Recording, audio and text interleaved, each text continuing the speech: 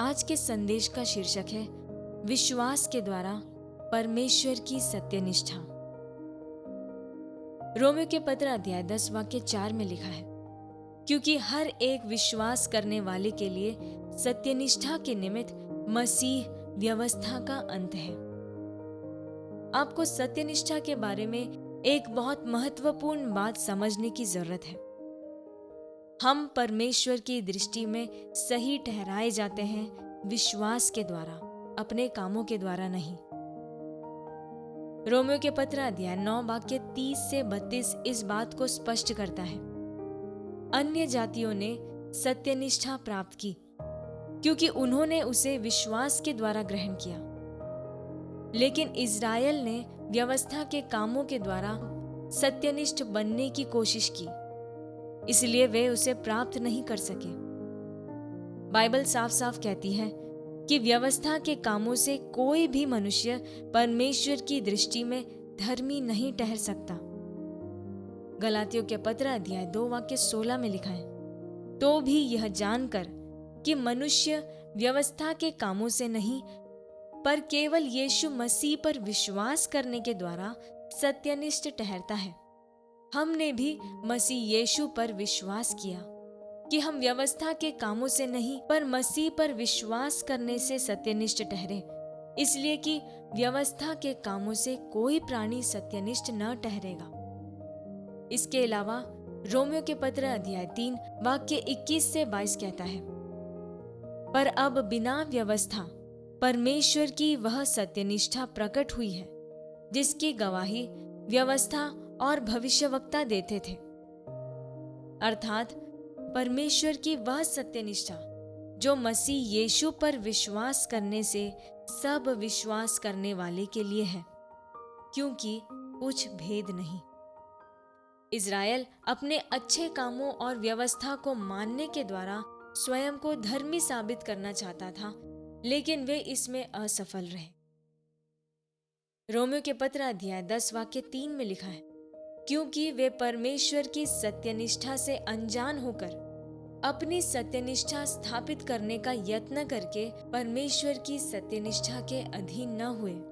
वचन कहता है कि उसमें परमेश्वर के लिए बहुत उत्साह था, लेकिन उनका उत्साह सही समझ पर आधारित नहीं था। आज भी ऐसा ही होता है। बहुत से लोग परमेश्वर को प्रसन्न करने और धर्मी बनने के लिए बहुत मेहनत करते हैं।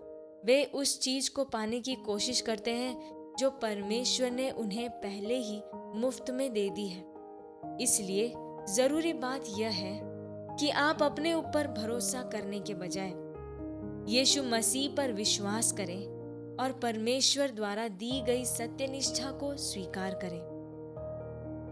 परमेश्वर की सत्यनिष्ठा एक उपहार है। इसे हमें विश्वास के द्वारा स्वीकार करना है, इसे अपने कामों से कमाना नहीं है।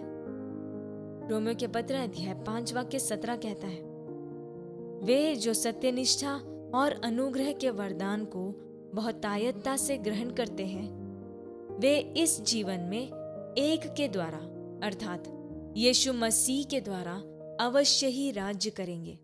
दूसरा कुरिन्थियों के पत्र अध्याय 5 वाक्य 21 कहता है, जो पाप से अज्ञात था उसको ही उसने हमारे लिए पाप बनाया, ताकि हम उसमें होकर परमेश्वर की सत्यनिष्ठा बन जाए।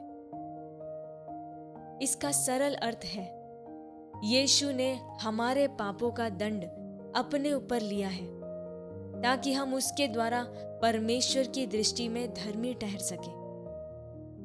इसलिए अपने अच्छे कामों के द्वारा स्वयं को परमेश्वर के सामने साबित करने की कोशिश मत कीजिए। जो परमेश्वर ने आपको मसीह में दिया है उसे विश्वास के द्वारा स्वीकार कीजिए।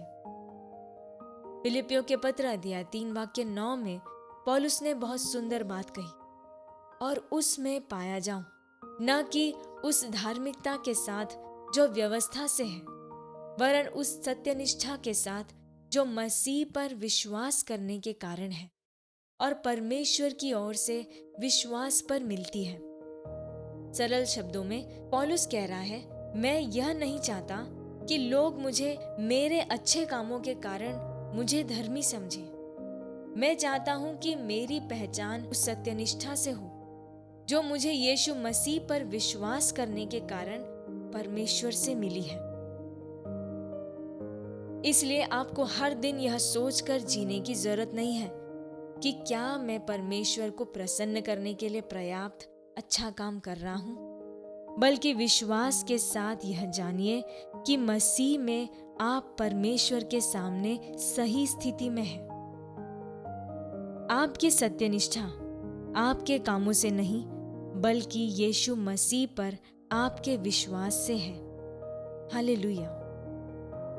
हम यह घोषणा करें, मैं मसीह यीशु में परमेश्वर की सत्यनिष्ठा हूं। मैं यह जानकर जीवन जीता हूं कि परमेश्वर के सामने मेरी सही स्थिति है। इसलिए मैं निडर, विश्वास से भरा हुआ और विजयी हूं। मैं यीशु मसीह के द्वारा जीवन में राज्य करता हूं। मैं अपने जीवन में उसकी बुद्धि, उसकी महिमा और उसके सत्य को प्रकट करता हूं। आमीन।